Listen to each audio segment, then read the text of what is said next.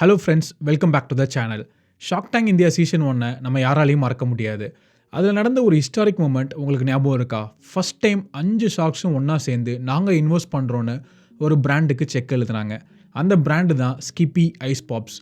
ஒரு காலத்தில் Skippy was literally everywhere. School கேன்டீன்லேருந்து ஜெப்டோ, பிளிங்கிட் எங்கே பார்த்தாலும் ஸ்கிப்பி தான். ரெவென்யூ ராக்கெட் வேகத்தில் பறந்துச்சு. ஜஸ்ட் ஒரே வருஷத்தில் 20 கோடி டர்ன் ஓவர். எல்லாரும் நினச்சாங்க இதுதான் அடுத்த பெரிய எஃப்எம்சிஜி ஜெயிண்ட்டுன்னு. ஆனால் இப்போ 2025 அந்த ராக்கெட் இப்போ கிராஷ் ஆகிருக்கு. ஸ்கிப்பியோட ரெவன்யூ 59% ட்ராப் ஆகிருக்கு. டிஸ்ட்ரிபியூட்டர்ஸோட ஃபோனை எடுக்க ஆளே இல்லை. எம்ப்ளாயிஸ்க்கு சேலரி இஷ்யூஸ், ஃபேக்ட்ரி லைசன்ஸ் பிரச்சனை. ஒரு ட்ரீம் ரன் எப்படி ஒரு நைட் மேராக மாறுனுச்சு. இந்த வீடியோவில் நம்ம பார்க்க போகிறது வெறும் ஒரு ஸ்டார்ட் அப்போட ஃபெயிலியர் ஸ்டோரி கிடையாது. இது த பெரில்ஸ் ஆஃப் ஹைப்பர் க்ரோத். ஒரு பிஸ்னஸ் வேகமாக வளர்றதுனால அதில் இருக்க ஆபத்து என்ன? ஷார்க் டேங்க் ஹைப்பை நம்பி பிஸ்னஸ் பண்ணலாமா? ஸ்கிப்பி கிட்ட இருந்து நாம் என்னென்னலாம் கற்றுக்கலாம்? அதெல்லாம் இந்த வீடியோவில் டீட்டெயில்டாக பார்க்கலாம். அதுக்கு முன்னாடி நான் உங்கள் ஹோஸ்ட் மைக்கேல். நான் 2 ஸ்டார்ட் அப் இன்வெஸ்ட்மெண்ட் ஃபர்மில் இன்வெஸ்ட்மெண்ட் மேனேஜராக ஒர்க் பண்ணுறேன். இந்த சேனலில் start up strategies, funding stories, business break டவுன்ஸை ரொம்ப சிம்பிளாக ப்ராக்டிக்கலாக டிஸ்கஸ் பண்ணுவோம். ஸோ மறக்காமல் மைக்கேல் விசி சேனலுக்கு சப்ஸ்கிரைப் பண்ணிக்கோங்க. நீங்கள் ஒரு ஆண்டர்ப்ரனராக இருந்து ஃபண்ட் ரைசிங், பிஸ்னஸ் ஃபண்டமெண்டல்ஸ் ஆழமாக கற்றுக்கணுன்னா டிஸ்கிரிப்ஷனில் இருக்க seniors.school லிங்கை கிளிக் பண்ணி செக் பண்ணுங்கள். ஸோ இப்போ டைம் வேஸ்ட் பண்ணாமல் லெட்ஸ் டீகோட் தி ஸ்கிப்பி ஸ்டோரி. ஸ்கிப்பியோட மெல்டவுனை புரிஞ்சுக்க முதல்ல அது எப்படி உருவாச்சுங்கிறத நாம் தெரிஞ்சுக்கணும். எதுவுமே காரணம் இல்லாமல் நடக்காது, அப்படி தானே? ஸ்கிப்பியோட காரணமும் அப்படி தான். சின்ன வயசில் நம்ம எல்லாரும் ஸ்கூலுக்கு வெளியே பெப்சி ஐஸ் இல்லைனா குச்சி ஐஸ் வாங்கி சாப்பிட்ருப்போம். ஒரு 5 ரூபா 10 ரூபாயில் கூட கிடச்சிருக்கும். அதில் ஒரு தனி டேஸ்ட்டே இருக்கும். ஆனால் நம்ம பேரண்ட்ஸ் எப்போதுமே அதை வாங்க விட மாட்டாங்க. வேண்டாம், தொண்டை கட்டிக்கும், வயிற்று வலி வரும், அந்த தண்ணி நல்லா இருக்காதுன்னு சொல்லுவாங்க. கரெக்டு தானே? இங்கே தான் ஸ்கிப்பியோட ஃபவுண்டர்ஸ் ரவி அண்ட் அனுஜா காப்ரா ஒரு பெரிய பிஸ்னஸ் ஆப்பர்ச்சுனிட்டியே பார்த்தாங்க. அவங்க 2 பேருமே food and beverage industry background. அவங்க கவனித்த விஷயம் என்னென்னா, இந்தியாவில் ஃப்ரோசன் ட்ரீட்ஸ் மார்க்கெட் ரொம்ப பெருசு, ஆனால் அது அன்ஆர்கனைஸ்டாக இருந்துச்சு. அன்ஆர்கனைஸ்ட் மார்க்கெட்னா என்ன? சிம்பிளாக சொல்கிறேன். இப்போ பிஸ்கட்னு எடுத்தால் பிரிட்டானியா இருக்குது, பார்லேஜி இருக்குது. சாக்லேட்னு எடுத்தால் கேட்பரி இருக்குது. ஆனால் குச்சி ஐஸ்க்குன்னு எந்த ஒரு பெரிய நேஷனல் பிராண்டும் கிடையாது. எல்லாமே லோக்கல் வெண்டார்ஸ் தான். ஒரு ஊரில் ஒரு பிராண்ட் இருக்கும், பக்கத்து ஊரில் வேற ஒரு பிராண்ட் இருக்கும். யாருக்கும் பெரிய நம்பிக்கையே கிடையாது. அடுத்து குவாலிட்டி.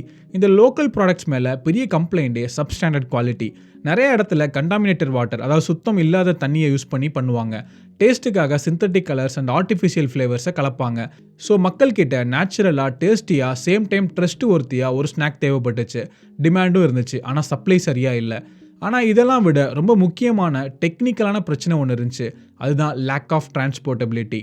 இதை நம்ம கொஞ்சம் ஆழமாக புரிஞ்சுக்கணும். யூஸ்வலாக ஒரு ஐஸ்கிரீம் காஷ்மீர்லேருந்து கன்னியாகுமரி கொண்டு போகணும்னா என்ன தேவைப்படும்? கோல்டு சப்ளை செயின் தேவைப்படும். கோல்டு செயின்னா என்ன? இமேஜின் பண்ணி பாருங்கள். ஃபேக்ட்ரியில் ஐஸ்கிரீம் ரெடி பண்ணுறாங்க, அதை ஏற்றுற லாரியில் ஃப்ரீசர் இருக்கணும், அந்த ஸ்டாக் வைக்கிற குடோனில் ஃப்ரீசர் இருக்கணும், கடைசியாக கடையில் அங்கே ஃப்ரிட்ஜ் இருக்கணும். இங்கே 1 மணி நேரம் கரண்ட்டு போனால் கூட மொத்த ஸ்டாக்கும் உருகி வேஸ்ட்டாக போயிடும். இந்த கோல்டு செயின் மெயின்டைன் பண்ணுறது தான் ரொம்ப எக்ஸ்பென்சிவ். அதோட காஸ்ட் தான் ரொம்ப அதிகம். அதனால தான் சின்ன சின்ன பிராண்ட்ஸால் நேஷனல் லெவலில் டிஸ்ட்ரிபியூட் பண்ண முடியலை. அவங்க ஊருக்குள்ளே மட்டும் விற்றுட்டு அமைதியாக போயிடுறாங்க. ஸோ ரவி அண்ட் அனுஜா கவனித்த பெரிய சேலஞ்ச் இது தான். எப்படி ஒரு ஐஸ் பாப்பை குவாலிட்டியாக கொடுக்கணும், ஆனால் அது எக்ஸ்பென்சிவ் கோல்டு செயின் இல்லாமல் டிஸ்ட்ரிபியூட் பண்ணணும். இந்த கேள்விக்கு அவங்க கண்டுபிடிச்ச பதில்னால தான் ஸ்கிப்பியோட சக்ஸஸ்க்கு ஃபஸ்ட்டு காரணம். இங்கே தான் ஸ்கிப்பியோட ஃபவுண்டர்ஸ் ஒரு மாஸ்டர் ஸ்ட்ரோக் அடித்தாங்க. அவங்க யோசித்த விஷயம், ஏன் நம்ம ஐஸை ஃப்ரோசன் ஸ்டேட்டில் டிஸ்ட்ரிபியூட் பண்ணணும், அதை ஏன் நம்ம லிக்விடாக டிஸ்ட்ரிபியூட் பண்ணக்கூடாது? இங்கே தான் அவங்க டெக்னாலஜிக்கல் மோட்டை உருவாக்குனாங்க. ஸ்கிப்பி கிட்ட இருந்த அந்த மோட் அவங்க பேட்டன்ட் டெக்னாலஜி. அதுக்கு பேர் ice popsicle crystallization device and method of manufacturing. இது என்ன பண்ணும்? ஸ்கிப்பி ஐஸ் பாப்ஸை ஃபேக்ட்ரியிலேருந்து லிக்விட் ஃபார்மில் பேக் பண்ணுவாங்க. அது நார்மலாக ரூம் டெம்பரேச்சரில் சாதாரண லாரியில் ஏற்றி டிஸ்ட்ரிபியூட் பண்ணலாம். ஃப்ரிட்ஜ் தேவைப்படாது, ஃப்ரீசர் தேவையில்லை. ஸோ சென்னையிலேருந்து டெல்லிக்கு அனுப்புனா கூட உருகிடுமேங்கிற பயம் இங்கே கிடையாது. டிரான்ஸ்போர்ட் காஸ்ட்டும் ரொம்ப கம்மி. அப்போ அது எப்படி ஐஸ் ஆகும்? கஸ்டமர் அதை வாங்கிட்டு போயிட்டு உங்கள் ஃப்ரீசரில் 8 hours வச்சா போதும், லிக்விடாக இருக்கிற ஸ்கிப்பி கெட்டி ஐஸ் பாப்பாக மாறிடும். இதுதான் டிஸ்ட்ரப்ஷன். ஒரு லாஜிஸ்டிக்ஸ் பிரச்சனையை ஒரு ப்ராடக்ட் இனோவேஷனை வச்சு சால்வ் பண்ணிட்டாங்க. டெக்னாலஜி ஓகே, ஆனால் ப்ராடக்ட் நல்லா இல்லைன்னா யாரும் வாங்க மாட்டாங்க. இங்கே தான் அவங்க நாஸ்டாலஜியாக கார்டை ப்ளே பண்ணாங்க. நம்ம சின்ன வயசில் சாப்பிட்ட அதே ஃப்ளேவர்ஸான ரோஸ், மேங்கோ, கோலா ஃப்ளேவர்ஸை திரும்ப கொண்டு வந்தாங்க. ஆனால் இந்த வாட்டி அது க்ளீனாக இருந்துச்சு. 100% நேச்சுரல். ஆர்டிஃபிஷியல் கலர்ஸ் கிடையாது, நேச்சுரல் இன்க்ரீடியன்ட்ஸ் யூஸ் பண்ணாங்க. High standards. தெருமுனையில் கிடைக்கிற மாதிரி இல்லாமல் ஆரோ வாட்டர் யூஸ் பண்ணி க்ளூட்டின் ஃப்ரீயாக ஹை குவாலிட்டியாக கொடுத்தாங்க. ஸோ பேரண்ட்ஸ்க்கு குவாலிட்டி நம்பிக்கை, பசங்களுக்கு டேஸ்ட் பிடிச்சிருக்கு. ஸோ 2 பக்கமும் வின் வின் சுச்சுவேஷன். இங்கே ப்ராடக்ட் ரெடி, டெக்னாலஜி ரெடி. ஆனால் இது மக்களுக்கு எப்படி தெரியும்? ஒரு பிராண்ட் இந்தியா ஃபுல்லாக கொண்டு போக மார்க்கெட்டிங் பட்ஜெட் பல கோடியில் செலவாகும். ஆனால் ஸ்கிப்பி கிடச்ச ஒரு ஜாக்பாட்டே இதுதான். Shark Tank India season 1 December 2021. அந்த எபிசோட் பார்த்தவங்களுக்கு தெரியும். ஸ்கிப்பி ஃபவுண்டர்ஸ் பிச் பண்ணப்போ 5 ஷார்க்ஸும் ஆஸ்னீர், அமன், நமிதா, வினிதா, அனுபம் ஒன்றா சேர்ந்து ஆல் இன்னுன்னு சொன்னாங்க. இது ஒரு ரேரஸ்ட் மொமெண்ட். இந்த ஒரு எபிசோட் ஸ்கிப்பியோட தலையெழுத்தே மாறிடுச்சு. இங்கே பிஸ்னஸில் நம்ம பிராண்ட் ரீகால்னு சொல்லுவோம். அதாவது ஐஸ் பாப்புன்னு சொன்ன உடனே மக்கள் மைண்டில் ஸ்கிப்பின்னு வரணும். ஷார்க் டேங்க் மூலமாக அது நடந்துச்சு. இந்தியா ஃபுல்லாக இருக்கிற மக்களுக்கு ஆனால் இது நம்ம சின்ன வயசில் சாப்பிட்ட ஐஸ் குச்சியாச்சு, ஆனால் ஹைஜீனிக்காக இருக்குன்ற மெசேஜ் போய் சேர்ந்துச்சு. அதுக்கப்புறம் த ஃப்ளட் ஆஃப் இன்ட்ரெஸ்ட். டிவியில் பார்த்த உடனே மக்கள் கடையில் போய் கேட்க ஆரம்பித்தாங்க. டிமாண்ட் வந்த உடனே டிஸ்ட்ரிபியூட்டர்ஸ் ஸ்கிப்பியை தேடி வர ஆரம்பித்தாங்க. சார் எங்கள் ஊரில் நாங்கள் டிஸ்ட்ரிபியூட் பண்ணுறோம், எங்கள் ஏரியாவில் நாங்கள் டிஸ்ட்ரிபியூட் பண்ணுறோம். இந்தியா ஃபுல்லாக என்கொயரி மேலே கொட்டுச்சு. ஒரு நிச் ஸ்டார்ட்டப்பாக இருந்த ஸ்கிப்பி ஒரு ராத்திரியில் ஒரு ஹவுஸ் ஹோல்டு நேமாக மாறிடுச்சு. இது வரைக்கும் எல்லாமே க்ரீன் ஃப்ளாக், எல்லாமே சூப்பராக போயிட்டு இருந்துச்சு. ஆனால் இங்கே தான் ஒரு பெரிய ஆபத்து ஒளிஞ்சிட்டு இருந்துச்சு. ஷார்க் டேங்க் எபிசோடு முடிஞ்சதுக்கப்புறம் ஸ்கிப்பி மேலே இருந்த ஹைப் சும்மா சாதாரணமாக இல்லை, அது ஒரு சுனாமி மாதிரி பிஸ்னஸே தூக்கி அடிச்சிச்சு. இந்த ரைடிங் த ஹைப்பேவை பார்த்தா ஒரு ஸ்டார்ட் அப் ஃபவுண்டரோட கனவு எப்படி இருக்குமோ அப்படி இருக்கிறது நம்பர்ஸ். கொஞ்சம் கவனிச்சு பாருங்கள். FY21 ஷார்க் டேங்க் முன்னாடி அவங்க ரெவன்யூ வெறும் 2.5 crores. ஆனால் ஷார்க் டேங்க் அப்புறம் ஒரே வருஷத்தில் FY23 அது 15.4 crores மாறுனுச்சு. FY24 அது 20 crores தொட்டுச்சு. இங்கே நம்ம புரிஞ்சிக்க வேண்டிய ஒரு பிஸ்னஸ் டேர்ம் இருக்குது, ARR, ஆனுவல் ரன் ரேட்டுன்னு சொல்லுவோம். சிம்பிளாக சொல்கிறேன், இப்போ ஒரு மாதம் உங்களுக்கு 3 crores சேல்ஸ் ஆகுதுன்னு வச்சுப்போம். அதே ஸ்பீடில் போனால் வருஷத்துக்கு 36 கோடி சேல்ஸ் ஆகும்ல, அதுதான் ஆனுவல் ரன் ரேட், அதாவது ARR. ஸ்கிப்பி ஒரு கட்டத்தில் 36 crore ப்ளஸ் ARRல போயிட்டு இருந்தாங்க. இது வெறும் நம்பர்ஸ் மட்டும் இல்லை, இவங்க ரீச்சும் பயங்கரமாக வளர்ந்துச்சு. முன்னாடி வெறும் 1200 ரீட்டைல் ஸ்டோர்ஸில் தான் இருந்தாங்க. ஆனால் ராக்கெட் ஸ்பீடில் எக்ஸ்பேன்ஷன் பண்ணி இந்தியா ஃபுல்லாக 14,000 ரீட்டைல் அவுட்லெட்ஸில் கொண்டு சேர்த்தாங்க. காஷ்மீர்லேருந்து கன்னியாகுமரிக்கு வரையும் 28 ஸ்டேட்டையும் கவர் பண்ணாங்க. அது மட்டும் இல்லாமல் நம்ம ஊர் டேஸ்ட்டு வெளிநாட்டுக்கு போகக்கூடாதா அப்படின்னு யோசிச்சு 9+ கண்ட்ரீஸ்க்கு எக்ஸ்போர்ட் பண்ண ஆரம்பித்தாங்க. முக்கியமாக நம்ம சிட்டியில் இருக்க quick commerce app Zepto, Blinkit, Swiggy, Instamart இது எல்லாத்துலேயும் ஸ்கிப்பி டாப் பிக்கில் இருந்துச்சு. வீட்டில் உட்காந்து ஐஸ்ன்னு சர்ச் பண்ணாலே ஸ்கிப்பி தான் வரும். அவ்வளோ டாமினன்ஸ், எல்லாம் சூப்பராக தான் போயிட்டு இருந்துச்சு. அப்புறம் என்ன பிரச்சனைன்னு நீங்கள் கேட்கலாம். இங்கே தான் எனக்கு ஒரு பழமொழி ஞாபகம் வருது, the higher you fly the harder you fall. எவ்வளோ வேகமாக மேலே போகிறோமோ அவ்வளோ வேகமாக கீழே விழுவோம். இந்த மெல்டவுனை பார்த்தா ஷாக் ஆகிடுவீங்க. FY25 அந்த ராக்கெட் ஷிப் ரியாலிட்டிங்கிற ஒரு சுவரில் மோதி நின்றுச்சு. அதாவது த கிராஷ் ஆகிடுச்சு. இந்த கிராஷ் பார்த்தோம்னா FY24 20 crore ரெவன்யூ பார்த்த கம்பெனி அடுத்த வருஷமே FY25 வெறும் 8.3 crore சரிஞ்சிருச்சு. இது சாதாரண ஃபால் கிடையாது, 59% டிக்ளைன். அதாவது பாதிக்கு மேலே பிஸ்னஸ் காலி. அதுக்கடுத்து ப்ராஃபிட் ஆர் லாஸ்ன்னு பார்த்தா இங்கே தான் ஒரு ஃபினான்ஷியல் ட்ரிக் இருக்குது. அவங்க அக்கௌண்ட்ஸ் புக்ஸை பார்த்தா பரவாயில்லப்பா லாஸ் குறைஞ்சிருக்குன்னு தோணும். லாஸ் 12.9 crore 6.3 crore பாதியாக குறைஞ்சிருக்கு. நீங்கள் கேட்கலாம், ஓ ரொம்பவே சூப்பர், பிஸ்னஸ் ஹெல்த்தி ஆயிருச்சான்னு கேட்டால் கண்டிப்பாக இல்லை. எக்ஸாம்பிள், உங்கள் வீட்டு செலவு 50,000 வச்சுப்போம். உங்கள் சம்பளம் 30,000, உங்களுக்கு மாதம் 20,000 நட்டம் ஆகுது. அடுத்த மாதம் நீங்கள் சாப்பிட்றத நிறுத்திட்டீங்க, கரண்ட் யூஸ் பண்ணுறதை நிறுத்திட்டீங்க. அதனால் செலவு உங்களுக்கு 20,000 ஆயிடுது. இப்போ லாஸ் கம்மி தான், ஆனால் நீங்கள் ஹெல்த்தியாக இருக்கீங்களா? கண்டிப்பாக இல்லை. அதை தான் ஸ்கிப்பியும் பண்ணாங்க. அவங்க லாஸை குறைச்ச காரணம் பிஸ்னஸ் இம்ப்ரூவ் ஆனதில்லை, டிராஸ்டிக் கட்ஸ். மொத்த செலவில் 55.8% கட் பண்ணியிருக்காங்க. அடுத்து ரொம்ப பெயின்ஃபுல்லான விஷயம், எம்ப்ளாய் பெனிஃபிட் எக்ஸ்பென்ஸ். வேலை செய்கிற ஆளுங்களுக்கு பண்ணுற செலவை 15.5 crore 5.3 crore குறைச்சிருக்காங்க. இதோட அர்த்தம் சிம்பிள், லே ஆஃப் பண்ணியிருக்காங்க. ஆளுங்க வேலையை விட்டு தூக்கி செலவு குறைச்சி லாஸை கம்மி பண்ணியிருக்காங்க. ஸோ ஸ்கிப்பியோட அந்த மெல்டவுன் வெறும் ஒரு பேட் குவார்ட்டர் கிடையாது, இது ஒரு ஃபண்டமெண்டல் கொலாப்ஸ். க்ரோத்தை ஹேண்டில் பண்ண முடியாமல் ஆப்ரேஷனை கோட்டை விட்ட கதை தான் இது. ஆனால் உண்மையான பிரச்சனை எங்கே ஸ்டார்ட் ஆச்சு? டிஸ்ட்ரிபியூட்டர் ஏன் கதற ஆரம்பித்தாங்க? பிஸ்னஸில் நம்பர்ஸ் கீழே விழுந்தா பரவாயில்ல, ஆனால் நம்பிக்கை கீழே விழுந்தா அதை தூக்கி நிப்பாட்டுறது ரொம்ப கஷ்டம். ஸ்கிப்பியோட ரெவன்யூ ட்ராப் பற்றி பேசணும், ஆனால் அதோட உண்மையான விளைவுகள் ஃபீல்டில் தான் தெரிஞ்சிச்சு.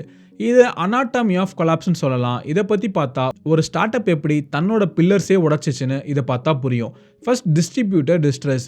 இமேஜின் பண்ணி பாருங்கள், நீங்கள் ஒரு சின்ன டிஸ்ட்ரிபியூட்டர். ஸ்கிப்பி மேலே உள்ள நம்பிக்கையில் லேக்ஸ் கணக்கில் காசை கொடுத்து ஸ்டாக் வாங்குறீங்க. ஆனால் டிமாண்ட் சரியாக இல்லை, ஸ்டாக் விற்க மாட்டேங்குது. சரின்னு கம்பெனிக்கிட்ட பேசி ரிட்டர்ன் பண்ணலான்னு ஃபோன் பண்ணால் நோ ஆன்சர். 1 மாதம் இல்லை, 2 மாதம் இல்லை, 1 வருஷமாக கம்பெனி சைட்லேருந்து யாரும் ஃபோன் எடுக்கலைன்னு ஒரு டிஸ்ட்ரிபியூட்டர் சொல்கிறாரு. ஸ்டாக் இங்கே குடோன்லே இடத்த அடைச்சிக்கிட்டு இருக்கு, காசு லாக் ஆகிருக்கு. இந்த அன்சோல்டு ஸ்டாக்கை வச்சு என்ன பண்ணுறதுன்னு தெரியாமல் தவிக்கிற நிலமை. டிஸ்ட்ரிபியூட்டர்ஸ் தான் இதோட கஷ்டம் என்னன்னு தெரியும். ரெண்டாவது, எம்ப்ளாய் ஹார்ட்ஷிப். டிஸ்ட்ரிபியூட்டர் வெளியே அழுகிறாங்கன்னா எம்ப்ளாய்ஸ் உள்ள அழுகிறாங்கன்னு நான் சொல்லுவேன். எங்கள் பிரச்சனை வெறும் சேலரி டிலே இல்லை, அதையும் தாண்டி ப்ராவிடென்ட் ஃபண்ட், அதாவது PFன்னு சொல்லுவோம். PFனா என்ன? ஒரு எம்ப்ளாயோட ஃபியூச்சர் சேவிங்ஸ் கஷ்டப்பட்டு வேலை செய்கிற ஒவ்வொரு மாதமும் கொஞ்சம் காசை ஃப்யூச்சருக்காக சேர்த்து வைப்பாங்க. ஆனால் ஸ்கிப்பி மேனேஜ்மெண்ட் எம்ப்ளாயிஸ் கிட்ட இருந்து பிடிச்ச அந்த காசை கவர்மெண்ட் அக்கௌண்ட்டில் கட்டாமல் விட்டுட்டாங்க. FY25 எண்டில் கிட்டத்தட்ட 95 lakhs பிஎஃப் மணி பெண்டிங்கில் இருக்குது. சில டியூஸ் 2 வருஷமாக கட்டப்படலை. இது ஒரு ஃபினான்ஷியல் இஷ்யூ இல்லை, இது ஒரு ட்ரஸ்ட் இஷ்யூ. இது கூட என்னோட ஒரு ப்ரொஃபஷனல் எக்ஸாம்பிளையும் ஆட் பண்ணுறேன். நான் ஒர்க் பண்ண பழைய ஃபர்ம்ஸில் ஸ்கிப்பி இன்வெஸ்ட்மெண்ட் கேட்டு வந்தாங்க. நான் கொஞ்சம் டியூ டெலிஜென்ஸ் பண்ணி பார்க்குறேன்னு சொல்லி டாக்குமெண்ட்ஸ்லாம் கேட்டிருந்தேன். அதை பார்க்குறப்போ பிஎஃப் டிலே இருந்துச்சு, டிடிஎஸ் ஒழுங்காக ஃபைல் பண்ணல, இன்வென்ட்ரிஸ் ஒழுங்காக மெயின்டைன் பண்ணல, ஆடிட்டட் ஸ்டேட்மெண்ட்ஸ் கரெக்டாக இல்லை. எனக்கு இந்த சில நம்பர்ஸ்லாம் ரொம்ப புரியாமலே இருந்துச்சு. அதனால் மேனேஜ்மெண்ட் கிட்ட இன்வெஸ்ட்மெண்ட் வேண்டாம்னு சொல்லிட்டு நோட்ஸ் அனுப்பிச்சிட்டேன். அப்போது நான் எடுத்த டிசிஷனால் என்னோட இன்வெஸ்டர்ஸ்க்கு அது ரொம்ப சேஃபாக அமைஞ்சிச்சு. இது எப்படி போச்சுன்னா, நாளைக்கு ஆஃப்டர்நூன் ஃபவுண்டர்ஸோட கால் பண்ணி இதை பற்றி டிஸ்கஸ் பண்ணி பேசலாம்னு இருந்தேன். கொஞ்ச நேரம் டைம் பண்ணி பார்த்தப்போ அந்த ரிப்போர்ட்டு பார்த்ததுக்கப்புறம் தான் இந்த டீல் எங்களுக்கு செட் ஆகாதுன்னு சொல்லி காலையும் கேன்சல் பண்ணிவிட்டு பாஸ் பண்ணிட்டேன். ஆனால் இவ்வளோ ஃபாஸ்ட்டாக அந்த கம்பெனி இவ்வளோ கீழே போகும்னு நான் எதிர்பார்க்கல. இது ரொம்ப ஷாக்கிங். ஆனால் அன்னையிலேருந்து அந்த கம்பெனி ஃபண்ட்ரைஸ் பண்ண ரொம்ப கஷ்டப்பட்டுட்டு இருக்காங்க. சரி, வெளியே தான் எப்படின்னா உள்ள அக்கௌண்ட்ஸ் க்ளீனாக இருக்கா, இங்கே தான் ரெட் ஃப்ளாக்ஸ் இந்த ஃபவுண்டேஷன் உள்ள வருது. கம்பெனியோட ஆடிட்டர் ரிப்போர்ட் பார்த்தா பல ரெட் ஃப்ளாக்ஸ் தெரியுது. யூஸ்வலாக ஒரு ஹெல்த்தி பிஸ்னஸ் டிசிப்ளினாக இருக்கும். ஆனால் இங்கே ரெட் ஃப்ளாக் 1 அன்பெய்டு பாரோவிங்ஸ், திருப்பி செலுத்தாத கடன். பிஸ்னஸ் ரன் பண்ண ஷார்ட் டேர்ம் லோன்ஸ் வாங்குறது ரொம்ப சகஜம். ஆனால் அதே டைம் அதை திருப்பி டயத்துக்கு கட்டணும். ஸ்கிப்பி டியூ டேட் முடிஞ்சு 2.6 crores லோனை இன்னும் திருப்பி கட்டலை. பேங்க் கிட்ட இருந்து வாங்கின கடனையே அவங்க கட்டலைன்னா ஃபினான்ஷியல் ஹெல்த் ரொம்ப வீக்காக இருக்குன்னு அர்த்தம். திரும்ப லோன் யாரும் கொடுக்க மாட்டாங்க. இன்வெஸ்ட்மெண்ட்ஸ் வர்றது கூட ரொம்ப கஷ்டமாக அமைஞ்சிருச்சு. Red flag 2 irregular statutory dues. கவர்மெண்ட்டுக்கு கட்ட வேண்டிய டிடிஎஸ் அண்ட் ப்ரொஃபஷனல் டேக்ஸ் கூட டைமுக்கு கட்டலை. இது கம்ப்ளைண்ட்ஸ் ஃபெயிலியர். கவர்மெண்ட் ரூல்ஸை மதிக்காத ஒரு கல்ச்சர் இங்கே தெரியுது. Red flag 3 uninsured assets. இதை தான் இருக்கிறதுலே ரொம்ப பெரிய ஷாக். நம்ம வச்சிருக்க 1 லட்ச ரூபா பைக்குக்கே இன்சூரன்ஸ் போடுறோம். ஏதாவது ஆச்சுன்னா காசு திரும்ப வந்துடும். ஆனால் ஸ்கிப்பி கோடவுனில் இருக்கிற 4.69 crores ஒர்த் ஆஃப் இன்வென்ட்ரி, அதாவது அந்த ஸ்டாக்ஸுக்கும் அப்புறம் 76 lakh ஒர்த் ஆஃப் அசட்ஸ்க்கு எந்த ஒரு இன்சூரன்ஸுமே கிடையாது. யோசிச்சு பாருங்கள், ஒரு சின்ன ஷார்ட் சர்க்கியூட் நடந்தால் கூட மொத்த 5.5 crores ஜீரோ ஆகிடும். ஸோ எந்த ஒரு ரிட்டர்னும் வராது.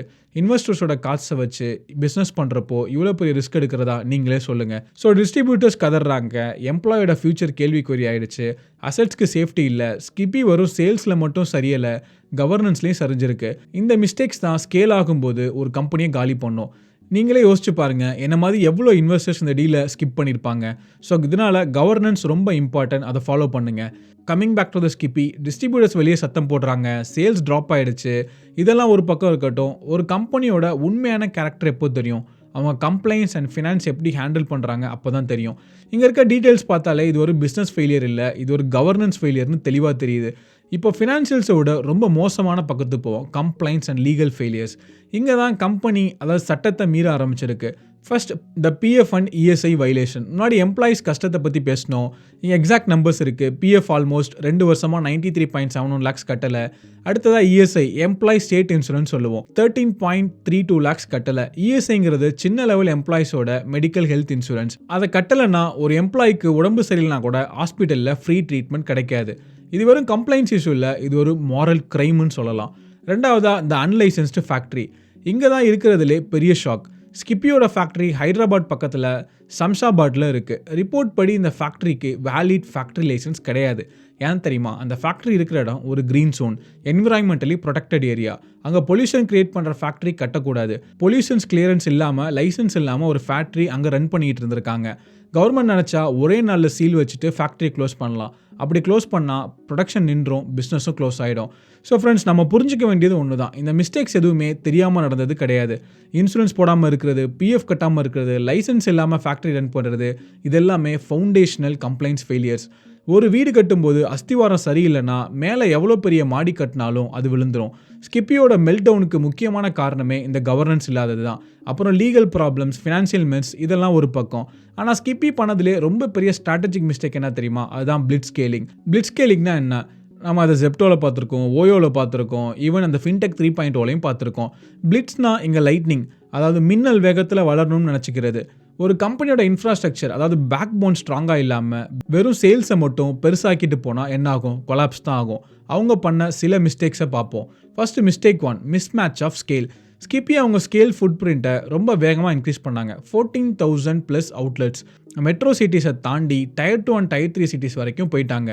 ஆனால் அவங்க கிட்ட அந்த அளவுக்கு logistics, inventory management and distributor supports capabilities இருந்துச்சா?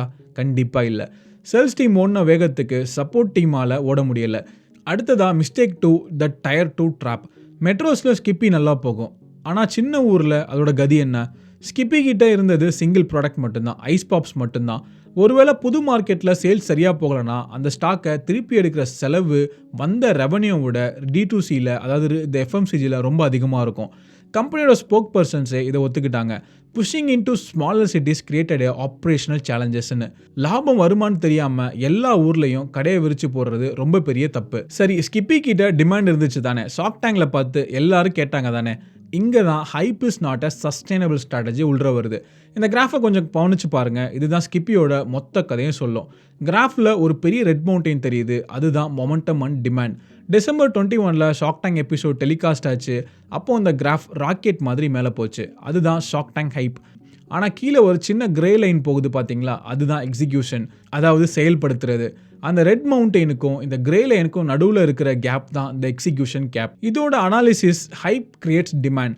ஷார்க் டேங்க் மூலமாக ஒரு நாளில் இந்தியா ஃபுல்லாக டிமாண்ட் உருவாச்சு. அது ஃபினாமினல். Execution is reality. ஆனால் டிமாண்ட் இருந்தால் மட்டும் போதாது, அதை ஃபுல்ஃபில் பண்ண ரோபோட் சிஸ்டம் வேணும், கம்ப்ளைண்ட்ஸ் வேணும், பார்ட்னர் மேனேஜ்மெண்ட் வேணும். ஸ்கிப்பி கிட்ட அந்த சிஸ்டம் சுத்தர கிடையாது. ஸ்கிப்பி என்ன பண்ணாங்க, அந்த top line growth, sales numbers பின்னாடி ஓடுனாங்க. ஆனால் பிஸ்னஸோட போரிங் பட் எசென்சியல் ஃபண்டமெண்டல்ஸான லாஜிஸ்டிக்ஸ், பிஎஃப், கம்ப்ளைண்ட்ஸை டோட்டலாக மறந்துட்டாங்க. ஹைப் உங்களுக்கு ஸ்டார்ட் தான் தரும், ஆனால் சஸ்டைனபிலிட்டி வேணும்னா எக்ஸிக்யூஷன் ஸ்ட்ராங்காக இருக்கணும். ஷார்க் டேங்க் ஹைப்பை நம்பி அஸ்திவாரமே இல்லாமல் கட்டின மாளிகை மாதிரி இன்றைக்கி இடிஞ்சு விழுந்திருக்கு. ஸோ எவ்வளோ பெரிய அடி விழுந்தாலும் ஒரு ஆண்டர்ப்ரனர் எழுந்து நிற்க ட்ரை பண்ணுறது தான் இயல்பு. ஸ்கிப்பி இப்போது அதை தான் பண்ணிக்கிட்டு இருக்காங்க. அவங்க தப்புகளை திருத்திட்டு ஒரு பெரிய பிவோட், அதாவது ஸ்ட்ராட்டஜி ஷிஃப்ட் பண்ணிக்கிட்டு இருக்காங்க. இங்கே தான் இந்த ரோட் டு ரெக்கவரி ஸ்டார்ட் பண்ண போகிறாங்க. அவங்க ஓல்டு ஸ்ட்ராட்டஜியும் நியூ ஸ்ட்ராட்டஜிக்கும் உள்ள வித்தியாசம் தெளிவாக புரியும். The market shift. Old strategy முன்னாடி டீப் எக்ஸ்பான்ஷன் சொல்லிட்டு டயர் 2, டயர் 3 சிட்டிஸ் ஃபுல்லாக சேல்ஸ் டீம் இறக்குனாங்க. அதோட ரிசல்ட்ஸ் நம்ம பார்த்தோம், heavy loss, employee lay off, இதெல்லாமே. நியூ ஸ்ட்ராட்டஜி இப்போ focus on metros and internationals. லாபம் தரக்கூடிய பெரிய சிட்டிஸ், அதாவது மெட்ரோஸ், அப்புறம் foreign countries like US, Australia, New Zealand, GCC, அதாங்க கல்ஃப் கண்ட்ரீஸை கான்சன்ட்ரேட் பண்ண போகிறாங்க. ரெண்டாவது, the sales model shift, DSC model. இதுதான் ரொம்ப முக்கியம். முன்னாடி அவங்களோட சொந்த சேல்ஸ் டீமை வச்சுருந்தாங்க. அதனால ஃபிக்ஸட் காஸ்ட், அதாவது மாதம் சம்பளம் ரொம்ப அதிகமாக இருந்துச்சு. இப்போ டிஸ்ட்ரிபியூட்டர் சேல்ஸ் சேனல் DSC மாடலுக்கு மாறிட்டாங்க. DSC மாடல்னா என்ன? ரொம்ப சிம்பிள். கம்பெனி நேரடியாக போய் விற்க மாட்டாங்க. டிஸ்ட்ரிபியூட்டர்கிட்ட சொல்லுவாங்க, நீங்கள் ஆள் போட்டு சேல்ஸை பார்த்துக்கோங்க, பதிலுக்கு உங்களுக்கு நான் கமிஷனை அதிகமாக தர்றேன். கம்பெனியோட ஃபிக்ஸட் காஸ்ட்டுங்க குறைஞ்சிரும், ரிஸ்க் டிஸ்ட்ரிபியூட்டர் பக்கம் போயிடும். அடுத்து double down on quick commerce. Zepto, Blinkit மாதிரி ஆப்ஸ் மூலமாக விற்கிறது ஹை எஃபிஷியன்சி சேனல். செலவு கம்மி, சேல்ஸ் ஸ்பீட் ஜாஸ்தி. ஸோ அதில் இன்னும் ஃபோக்கஸ் பண்ணுறாங்க. இந்த டர்ன் அரவுண்ட் எக்ஸிக்யூட் பண்ண அவங்க இப்போ ஃபியூவல் தேடிக்கிட்டு இருக்காங்க. அதாங்க ஃபண்ட் ரைஸ் பண்ண ட்ரை பண்ணிட்டு இருக்காங்க. Mid 2026 30 to 50 crore Series A funding rice பண்ண பிளான் பண்ணுறாங்க. ஸ்கிப்பி உண்மையிலே திரும்ப வருமானு நம்ம எல்லாருமே வெயிட் பண்ணி தான் பார்க்கணும். ஆனால் அவங்க ஜேர்னிலேருந்து நம்ம கற்றுக்க வேண்டிய ஆக்ஷனபிள் டேக்அவேஸ் ரொம்ப அதோட வேல்யூவானது. நீங்கள் பிஸ்னஸ் பண்ணாலும் சரி, இன்வெஸ்ட் பண்ணாலும் சரி, இந்த 3 லெசன்ஸை நீங்கள் மறக்கவே கூடாது. Lesson 1, scale operations in lock step with sales. ஃபவுண்டர்ஸ்க்கு எப்போதுமே சேல்ஸ் மேலே தான் கண் இருக்கும். ஆனால் ஸ்கிப்பி நமக்கு கற்றுக் கொடுத்த பாடம் operation first, scale second.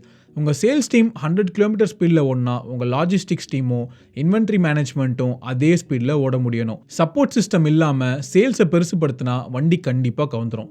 Lesson 2, diversify and prioritise profitability. Skippy கிட்ட இருந்தது சிங்கிள் SKU, ஒரே ஒரு ப்ராடக்ட் கேட்டகரி, ஐஸ் பாப்ஸ் மட்டும்தான். ஒரு ப்ராடக்டை நம்பி மொத்த பிஸ்னஸும் இருந்தால் அது எக்ஸ்ட்ரீம் வல்னரபிலிட்டி, அதாவது மிகப்பெரிய ஆபத்து. அது மட்டும் இல்லாமல் being everywhere is a vanity matric.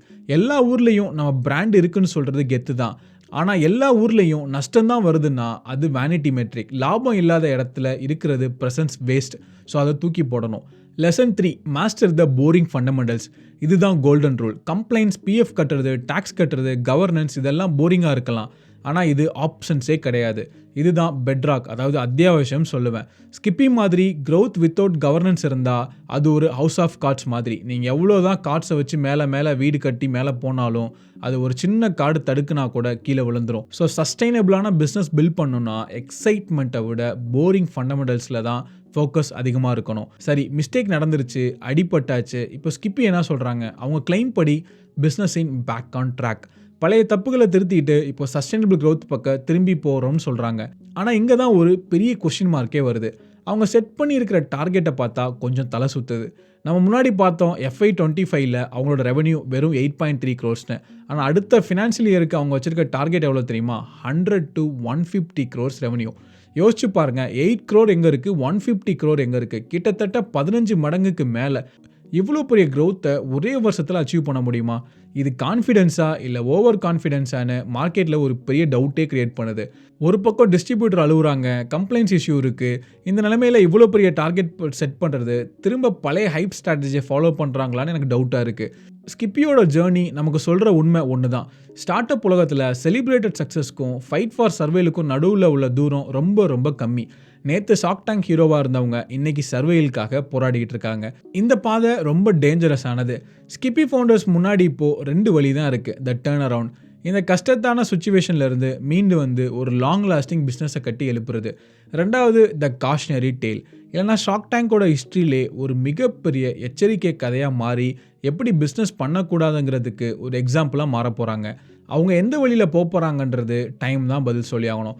So friends, இதுதான் இந்த ஸ்கிப்பி ஸ்டோரி. ஒரு இனோவேஷனில் ஸ்டார்ட் ஆகி ஹைப்போட உச்சக்கட்டத்துக்கு போய் எக்ஸிக்யூஷன் கேப்பில் சரிஞ்ச ஒரு roller coaster ride.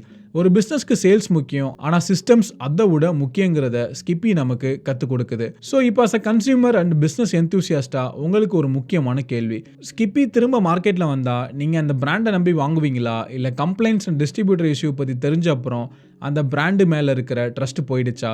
Do you think Skippy can regain its trust?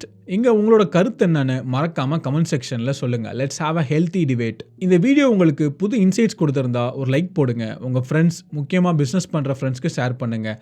மறக்காமல் மைக்கேல் விசி சேனலுக்கு சப்ஸ்கிரைப் பண்ணுங்கள். Entrepreneurs for learning and support visit seniors.school. Until next time, keep learning, keep building. Tata, bye bye.